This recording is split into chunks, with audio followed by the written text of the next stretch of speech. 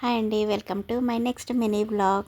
శ్రీశైలం దర్శనం తర్వాత next day రోజు ఉమామహేశ్వరం టెంపుల్కి వెళ్ళాము. ఉమామహేశ్వరం టెంపుల్ అచ్చంపేట నుంచి మనకి 14 కిలోమీటర్స్ డిస్టెన్స్లో ఉంటుంది. ఉమ్మడి మహబూబ్నగర్ డిస్టిక్ ఇది.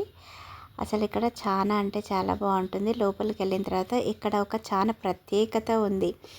సో చాలామందికి ఈ టెంపుల్ తెలిసే ఉంటుంది. తెలియని వారి కోసం ఈ వ్లాగు.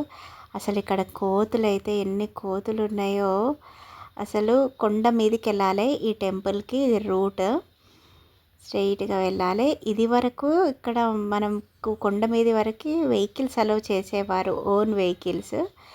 బట్ ఒక 2-3 ఇయర్స్ నుంచి మొత్తం చేంజ్ అయ్యింది. రోడ్డు కూడా మంచిగా వేశారు పైకి.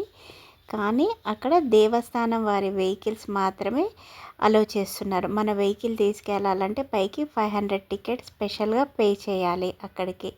ఇది కింద టెంపుల్. యాక్చువల్గా టెంపుల్ అయితే మనకి కొండ మీద ఉంటుంది. ఇక్కడ నుంచి బస్సెస్ స్టార్ట్ అవుతాయి. అప్ అండ్ డౌన్ కలిపి 50 రూపీస్ ఈచ్ మెంబర్.